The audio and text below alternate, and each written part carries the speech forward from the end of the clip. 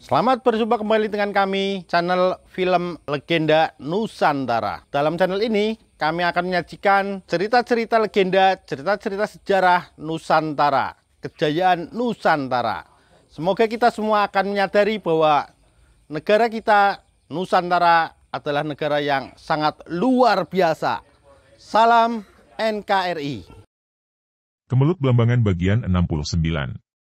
Ia masih teringat akan kata-kata Bagus Sajiwo bahwa Gusti Allah itu Maha Pengampun dan Maha Adil, setiap sah untuk menanggung semua hukuman ini.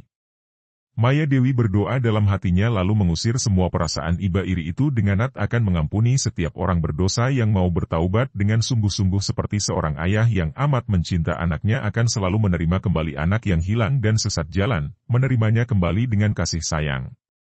Bahkan hukuman yang diberikan kepada si anak yang bersalah juga merupakan bukti kasih sayang si ayah agar si anak menjadi sadar bertaubat tidak melakukan kesalahan seperti itu lagi. Duh Gusti Allah, Pangeran yang Maha Kasih, kasihanilah hamba dan berilah kekuatan kepada hamba untuk menanggung semua hukuman ini. Maya Dewi berdoa dalam hatinya lalu mengusir semua perasaan iba diri itu dengan mencurahkan perhatiannya terhadap pengejarannya kepada Satyabrata yang melarikan Joko Galing, Putra Parmadi dan Muryani. Siapakah laki-laki berusia sekitar 41 tahun yang menculik Joko Galing dan dikenal oleh Parmadi sebagai Satyabrata itu? Satyabrata lahir di Cirebon. Ibunya seorang wanita pribumi bernama Marsinah, sedangkan ayahnya adalah seorang pedagang bule berbangsa Portugis bernama Hendrik. Ketika Satyabrata terlahir dan anak itu berkulit gelap dan berambut hitam, hanya matanya yang agak kebiruan, lebih mirip pribumi daripada bule, Hendrik lalu meninggalkan ibu dan anak itu ketika dia kembali ke negaranya. Marsinah membesarkan anak itu seorang diri. Ketika Satyabrata berusia 14 tahun, seorang perwira Kompeni Belanda bernama Willem van Huysen merasa suka kepadanya dan Satyabrata lalu diambil sebagai anak angkat dan disekolahkan. Willem van Huysen sendiri hanya mempunyai anak perempuan Aisha van Huysen. Satyabrata lalu diberi nama Belanda, yaitu Jan van Huysen. Akan tetapi kalau berada di luar rumah, dia lebih suka memakai nama Satyabrata. Sebagai anak angkat perwira Belanda, Satyabrata mudah saja berguru kepada orang-orang sakti di Cirebon, mempelajari olah kanuragan. Bahkan dia pernah belajar di perguruan Dadali Sakti. Setelah dia berusia 21 tahun, menjadi seorang pemuda yang tampan dan terpelajar, juga digdaya, ayah angkatnya Willem van Huysen mulai memberi tugas kepadanya sebagai pemimpin mata-mata kompeni.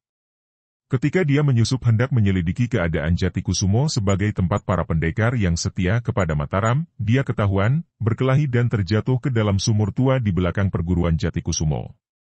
Sumur ini dikeramatkan dan menjadi tempat larangan bagi para murid Jatikusumo. Semua orang mengira Satyabrata mati, akan tetapi sebaliknya dia malah dapat mempelajari ilmu-ilmu yang hebat dan aneh peninggalan mendiang Resi Ekomolo yang mati dalam sumur itu. Dia mendapatkan keris pusaka Ilat Nogo dan catatan ilmu yang aneh. Dia mempelajarinya selama bertahun-tahun dan akhirnya dia menjadi seorang yang sakti mandraguna. Dia berusia sekitar 26 tahun ketika bertemu dengan Muryani dan jatuh cinta kepada gadis itu. Akan tetapi walaupun Muryani juga terpikat oleh ketampanan dan rayuan Satyabrata, namun gadis itu sudah saling mencinta dengan Parmadi sehingga menolak cinta Satyabrata. Akhirnya Muryani yang setia kepada Mataram itu mengetahui bahwa Satyabrata seorang yang jahat dan cabul, juga antek Kompeni Belanda sehingga Muryani meninggalkannya dan bahkan memusuhinya. Setelah Satyabrata membantu Madura dalam perangnya melawan Mataram di mana dia bertemu dengan Muryani yang membela Mataram, kemudian Madura dapat dikalahkan Mataram, Satyabrata melarikan diri bersama Maya Dewi yang ketika itu menjadi rekan dan juga kekasihnya. Setelah tiba di rumah ayah angkatnya, Willem van Huysen mengirim dia ke negeri Belanda di mana dia mempelajari banyak ilmu.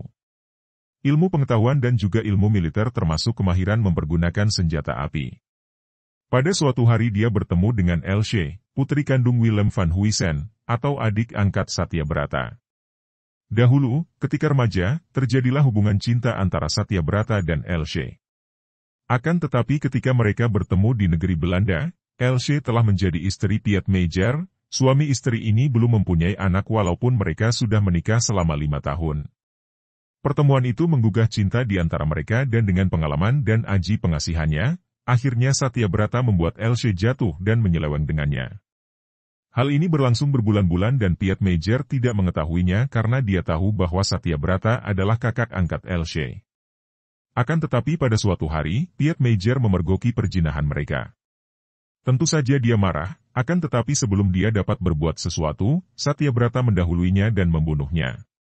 Pada malam harinya, Satya Brata membawa mayat Piet Major ke dalam taman umum yang sudah sepi dan meninggalkan mayat itu di sana. Tentu saja peristiwa pembunuhan ini menggegerkan pemerintah Belanda. Akan tetapi polisi tidak dapat melacak pembunuhnya. Tak seorang pun mencurigai Satya Brata dan akhirnya, setahun kemudian Satya Brata menikah dengan Elsie secara resmi. Akan tetapi pasangan ini juga tidak mempunyai keturunan. Sudah menjadi watak Satya Brata, cintanya kepada wanita hanyalah cinta berahi. Kalau gejolak berahinya sudah terpuaskan, cintanya pun menguap dan terbang lenyap seperti uap. Dia mulai bosan setelah hidup sebagai suami istri dengan Elsie selama bertahun-tahun. Dia sudah menghibur dirinya dengan penyelewengan-penyelewengan, namun akhirnya dia merasa bosan dengan itu semua, bosan dengan wanita-wanita Belanda dan mulai rindu kepada wanita bangsa ibunya. Terutama sekali dia merasa amat rindu kepada Muriani yang pernah dicintanya dengan sungguh-sungguh, bukan sekedar cinta berahi. Maka, giranglah hatinya ketika dia menerima tugas dari kerajaan Belanda untuk membantu Kompeni Belanda di Tanah Jawa. Dia dapat bertemu dengan ibunya, Marsina, kalau masih hidup. Dan terutama sekali dia akan dapat bertemu dengan Muriani yang tidak pernah dapat dia lupakan.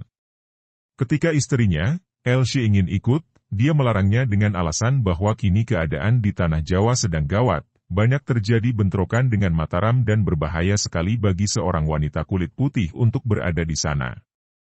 Akhirnya, Satya Brata berangkat sendiri. Demikianlah, begitu tiba di Batavia dia mendapat laporan dan gambaran tentang keadaan di Pulau Jawa, tentang gerakan Belambangan yang hendak menyerbu Mataram dan mendapat dukungan dari Bali, Madura, dan Kompeni walaupun bantuan Kompeni dilakukan secara diam-diam dan hanya menyumbangkan senjata.